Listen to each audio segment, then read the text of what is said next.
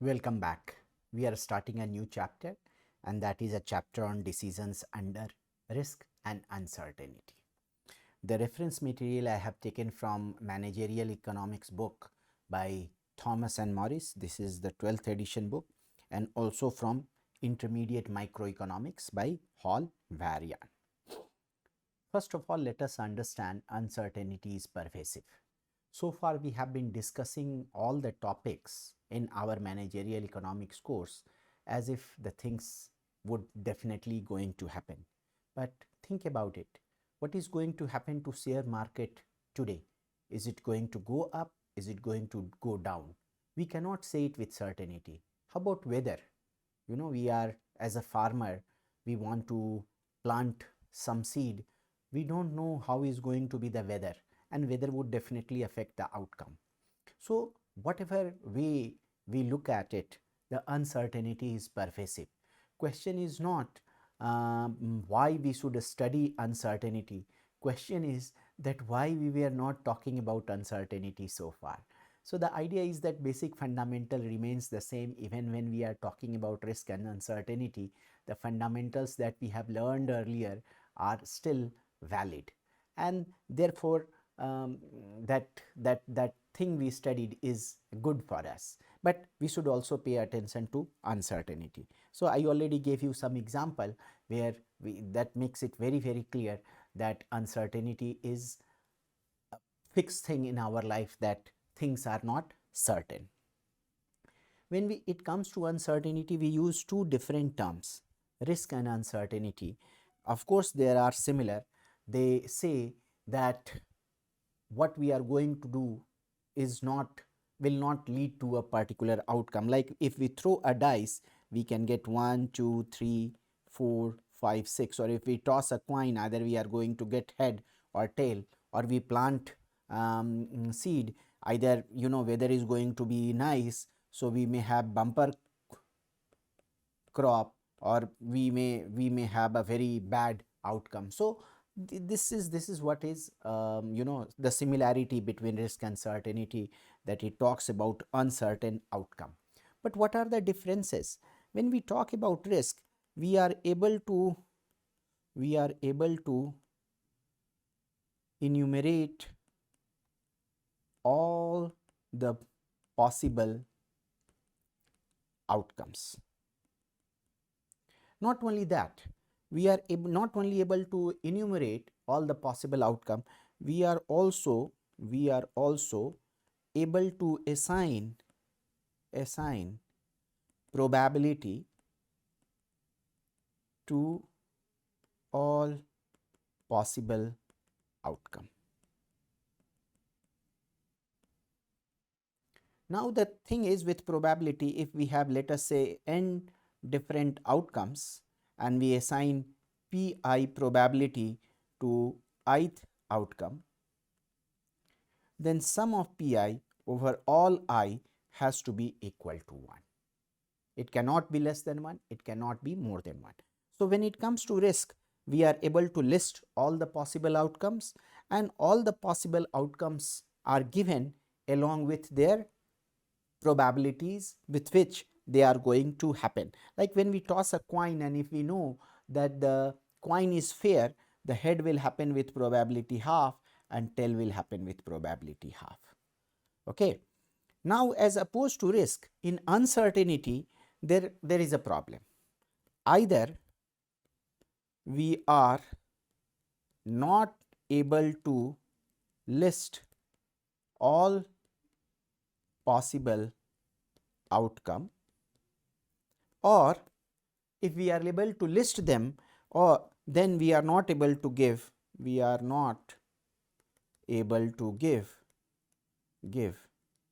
associated probability with these outcomes. So that's how risk and uncertainty are different. First, let us talk about risk, and then we will talk about how to deal with uncertain situation. So when we talk about risk, the first and foremost thing is probability. That is a tool that we use to measure risk. The idea is how should we assign probability to different possible outcome. And what is probability? Very simply, it is a chance that a particular event will occur. And there are two views that we should be familiar with. One is frequentist or objective measure. Like if we want to know what is going to be the probability when head comes if we toss this particular coin.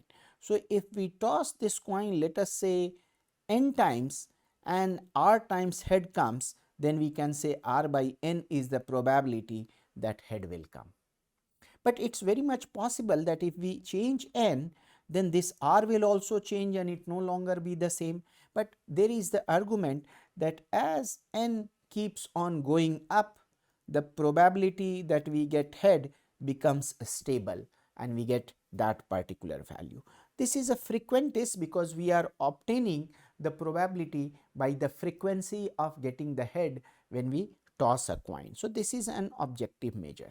Many times it is possible that we cannot have such an objective measure because we do not have liberty, we do not have wherewithal to conduct this again and again.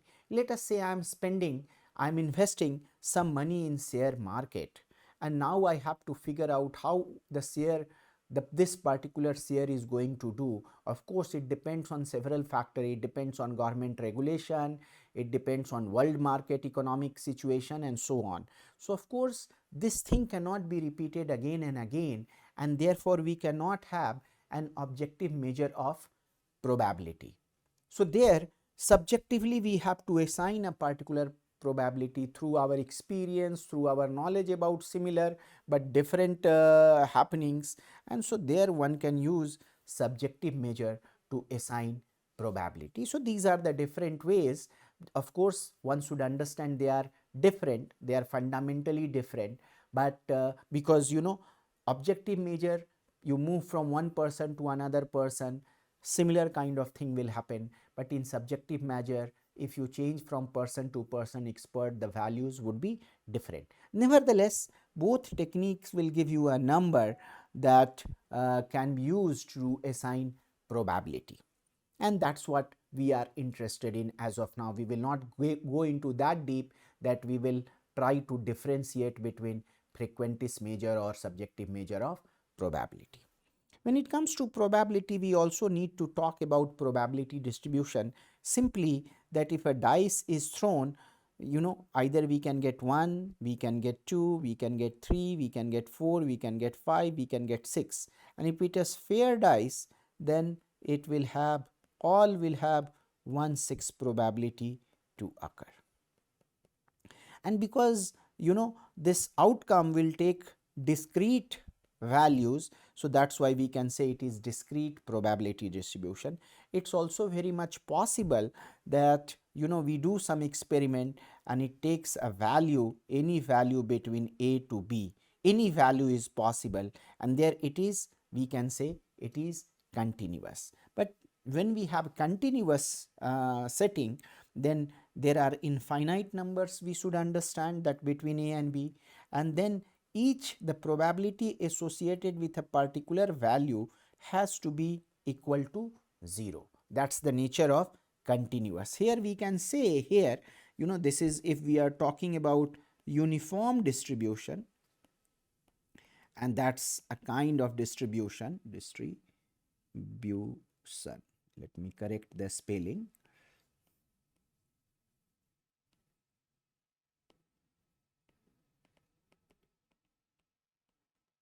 We can say that if we take L segment here and L segment here, probability that we get a number here or probability that we get a number here is going to be the same. It's going to be the proportion to the length of that segment.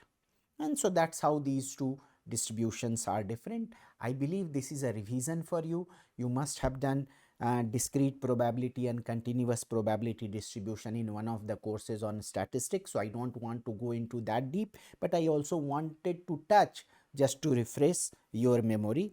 And then once we have probability distribution, we can calculate the expected value. Expected value is just a fancy name of obtaining average. In fact, weighted average, because different values will have different probability associated with it. So, you calculate the weighted average, and variance is a measure that figures out that how the distribution varies around the expected value. So, we are going to get into little deep and we'll look at some examples once again to calculate expected value and variance. So, let us take two examples. One is the dice thrown, that 1, 2, 3, 4, 5, 6, that each happens with probability 1 by 6. So, the expected value, let us say this is the x, the expected value is going to be pi multiplied by xi, and I varies from 1 to n. Here clearly pi everywhere is 1 by 6, xi varies from 1 to 6. And this is going to be equal to 3.5. You can calculate. And similarly, we can take a uniform distribution.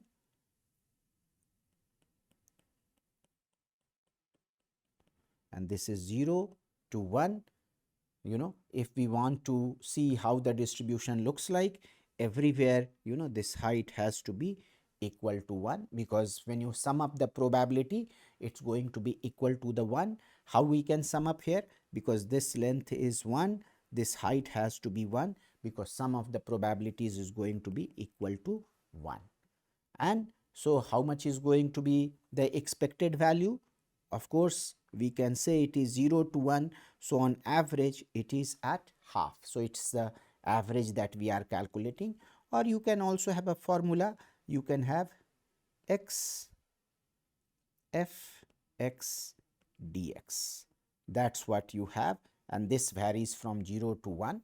That is what you are calculating. In fact, you can have minus infinity to infinity, that is the value it would be.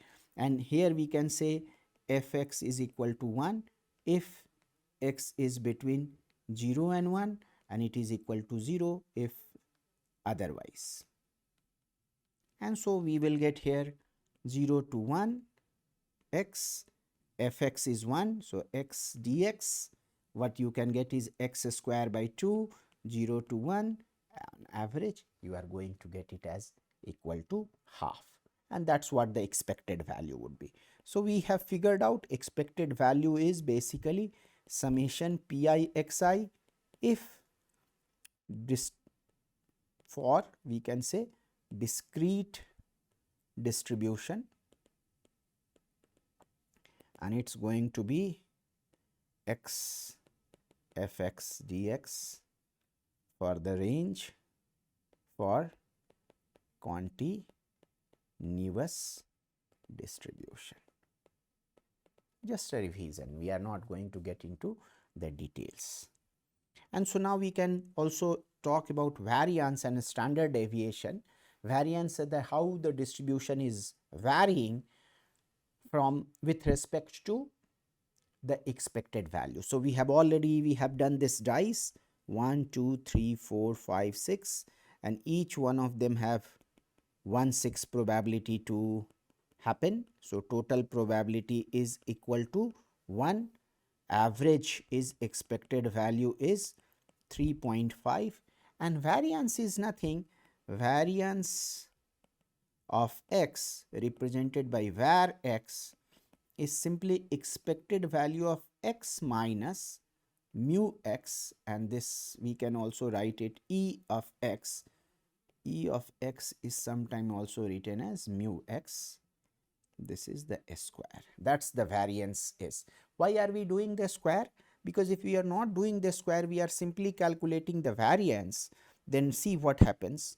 1 is different from 3.5 because 3.5 is the average, 2 is different from 3.5, 3 is different from 3.5, plus 4 is different from 3.5, 5 is different from 3.5, plus 6 is different from 3.5, and that is the variation. If you sum them up, it is going to be equal to 0 because this will cancel, things will get cancelled, and you will reach to 0. So, rather than just adding the difference that each value has from the mid or the expected value, we square it. Is it the only way? There is other way also. Rather than squaring it, you can take, let me see, you can take what we say that absolute value. So you can have absolute value. That will also give you how the distribution is there, and then you can have 1 minus 3.5 plus, or we can say some simply x minus e of x. That's what one can calculate. But that's not what we do in the variance. We take another measure, and that measure is that we give more weight to values which are further away from the mean. So we calculate this. Each has 1/6 probability. So x is 1 minus 3.5 square, because one is very far from 3.5, so it will have higher weightage, plus 2 minus 3.5 whole square, 3 minus 3.5 whole square, 4 minus 3.5 whole square, then 5 minus 3.5 whole square, plus 6 minus 3.5 whole square. What you are going to get is 17.5 divided by 6, and that is going to be the variance. Let us do a variance in case of continuous variable, and that is uniform distribution. Uniform distribution, how can we calculate? Let us look at, here is the distribution from 0 to 1.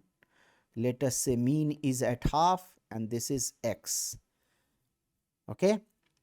So we have to calculate again e of x minus mu x, which is the median. We can sometime write ex, sometime write mu x.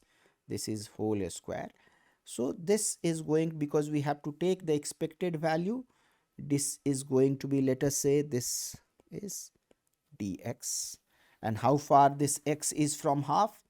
X minus half square, and this is for dx. And it varies from 0 to 1.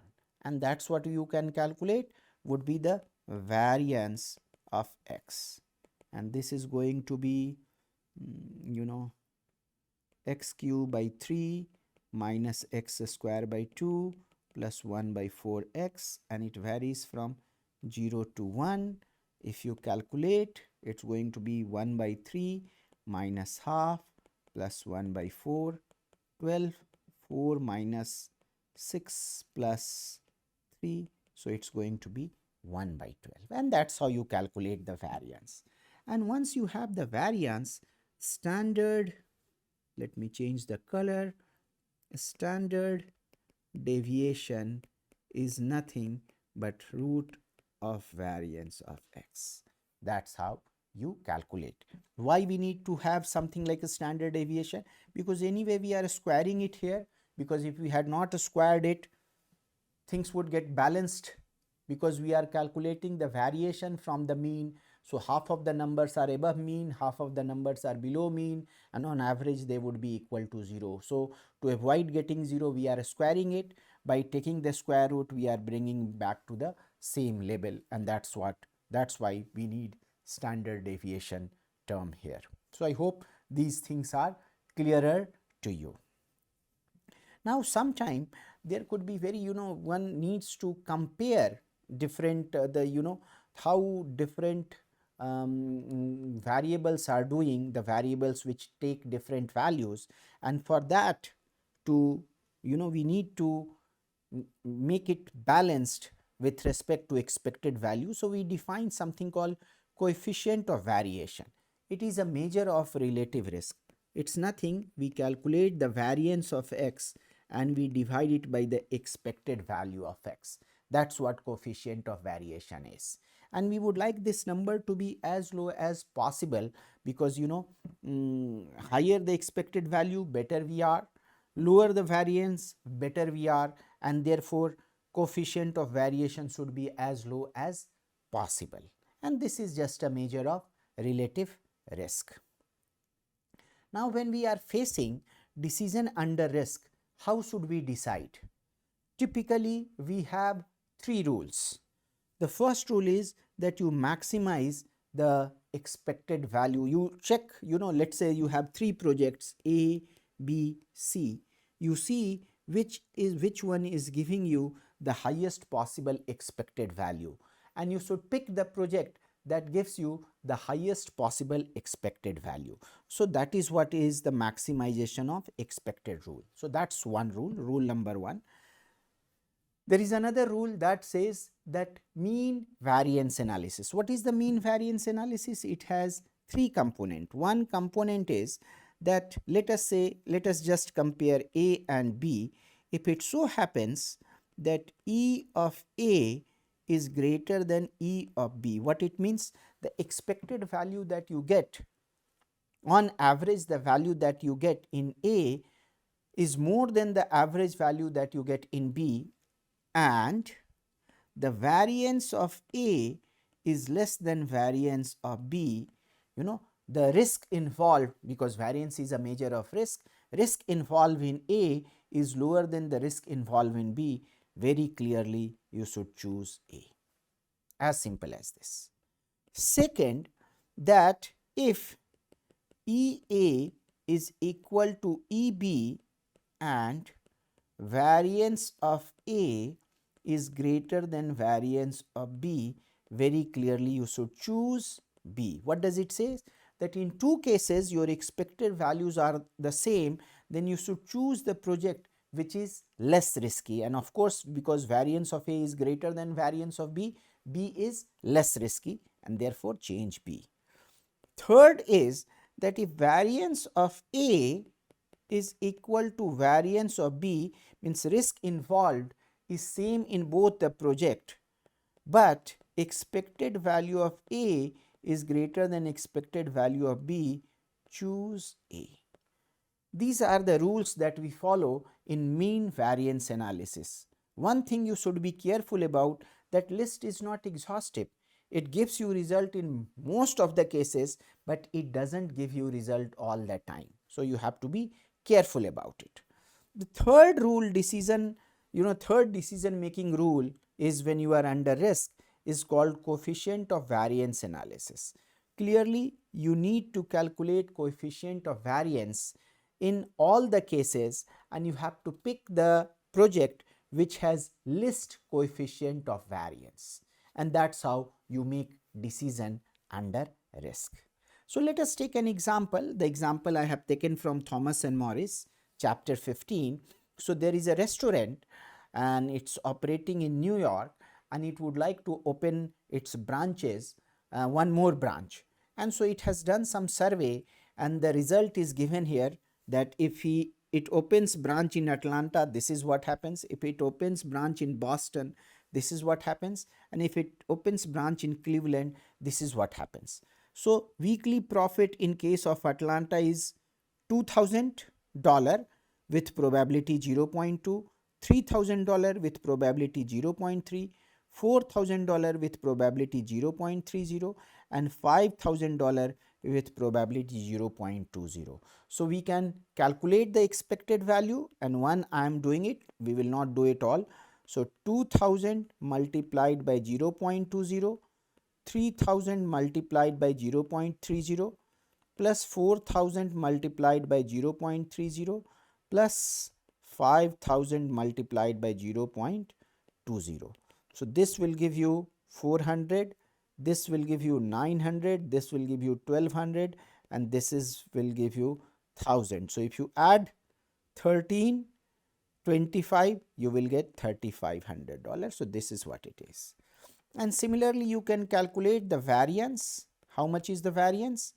0.20, and this is 1500 different from average. So 0.20 multiplied by 1500 square, 0.30, now the difference here is only 500, so 500 square, and then 0.30, again the difference is 500, minus 500 or plus 500 doesn't matter. When you square it, it becomes the same, and then again difference here is 0.20, 1500 square, and when you calculate it, you are going to get it as 1025 square. Here we have given, this is the standard deviation we have given. Either you use variance or standard deviation, doesn't matter. And once you have expected value and you have standard deviation, this is the formula. I made a mistake here. It shouldn't be variance divided by x. It should be standard deviation, or this is var x root under, and that's why we have to use here. What we are going to get is 1025 divided by 3500. You are going to get 0.29. This is what it is.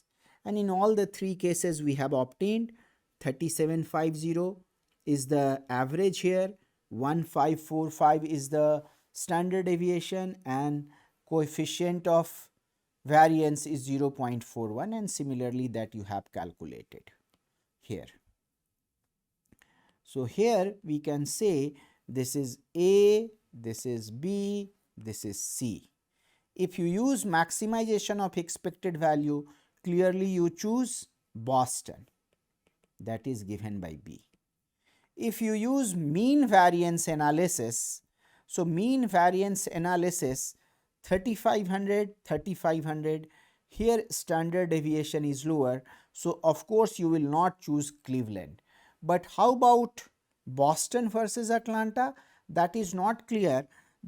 Boston has higher expected value, but it also has higher standard deviation, meaning higher variance. So you have to choose between Atlanta or Boston. Not clear which one will be picked. And then the coefficient of variance says that you have to pick which has least coefficient of variance. So this is the list, 0.29, 0.41, 0.59. So clearly you should pick Atlanta. So it's not clear which one you should be picking. Three different rules, you get two different results. At least two rules give you a result, one rule doesn't even give you the result. So which rule is the best? And so there is some thumb rule. Let us say you are very regularly evaluating a particular kind of projects involving the same probability and all, and you are doing it again and again. So going with the expected value, maximization of expected value is a good idea, because you are doing it many times. So on average, if you are maximizing the expected value, on average you are doing better. But if you are not doing it again and again and you are doing it for one time only, then of course we cannot say the maximization of expected value is that great idea, because you are not repeating. Repetition argument goes for toss. So there, which rule you should be using, and it's not clear. So what we can say, that in case of repetition, expected value 1, maximizing the expected value is the best idea. But if it's not getting made, the decision is not being made repetitively, then we cannot say which rule is the best. And in next video we will go in depth to talk about all these things, that which rule should be used to figure out these things. Thank you.